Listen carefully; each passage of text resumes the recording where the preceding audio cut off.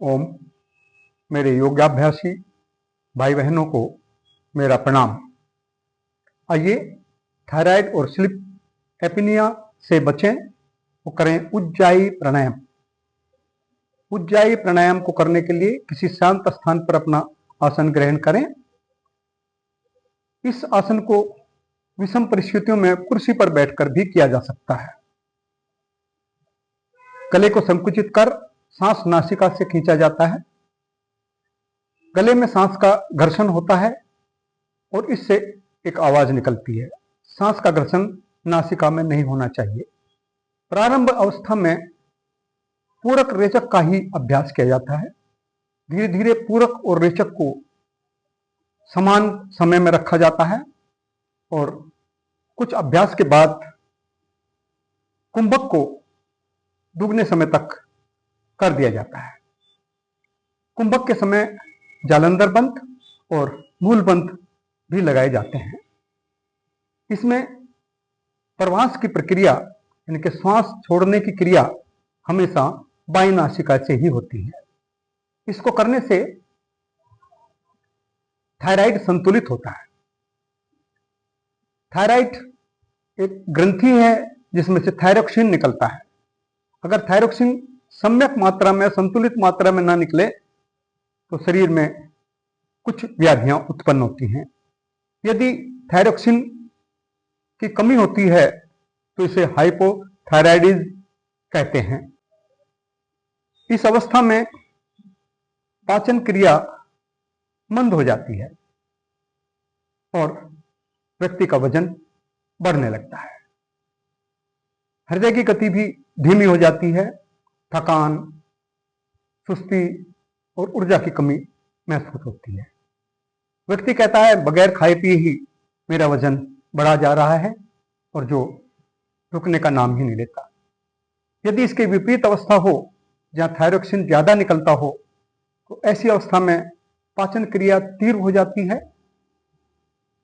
हमारी खाने की इच्छा बढ़ती है लेकिन वजन कम हो जाता है। हृदय गति बढ़ जाती है। बेचैनी रहने लगती है।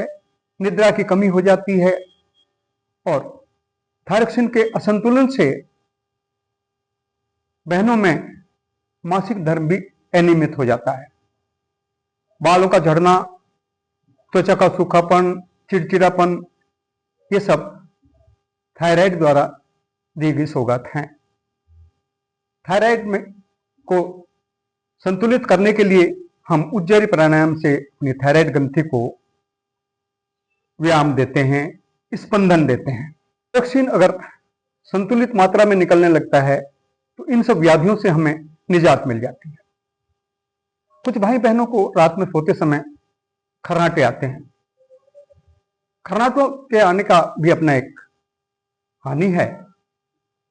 खर्राटों में व्यक्ति की ऑक्सीजन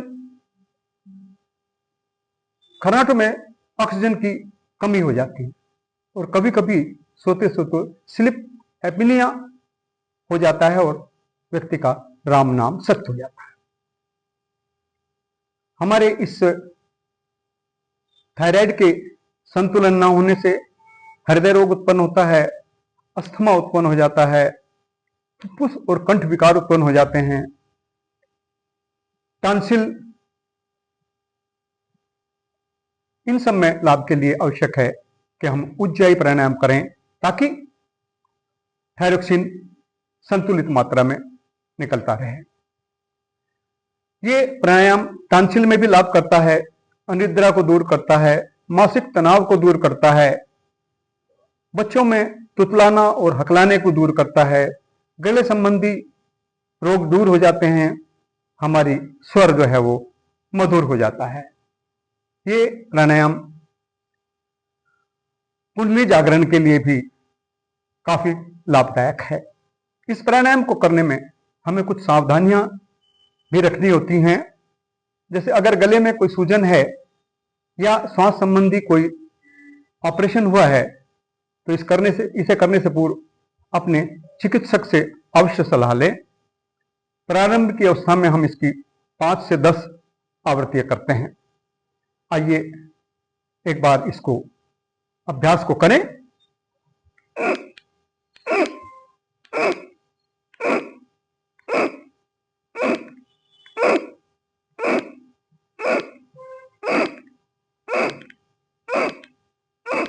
यह अभ्यास है जिसमें रेचक और पूरक साथ साथ समान समय में हो रहा है।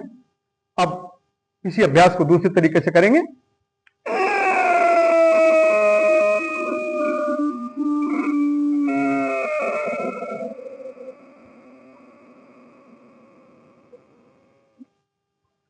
सांस को होल्ड करके जालंधर बंद और मूल बंद लगाएंगे। जितनी देर तक हमने सांस को अंदर लिया है उतनी देर तक, कम से कम उतनी देर तक सांस को रोकेंगे, फिर बाईं नासिका से निकाल देंगे। दूसरी स्थिति में कुंभक का समय डबल रखेंगे। आइए,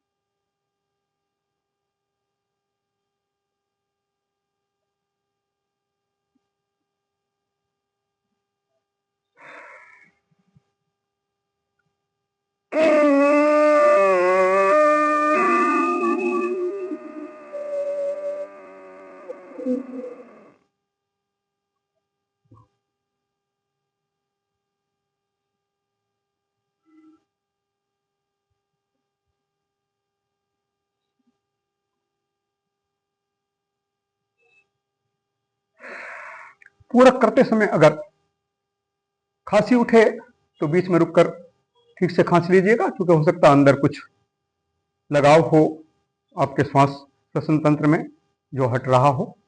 उसके बाद फिर दोबारा से अपने इस अभ्यास को कीजिएगा। ये एक छोटा सा प्राणायाम आपको असीम लाभ दे सकता है। अगली किसी वीडियो में कोई दूसरा प्राणायाम आपसे साझा करेंगे। तब तक के लिए आप सबको मेरा स्नेह भरा नमस्कार, प्रणाम, ओम।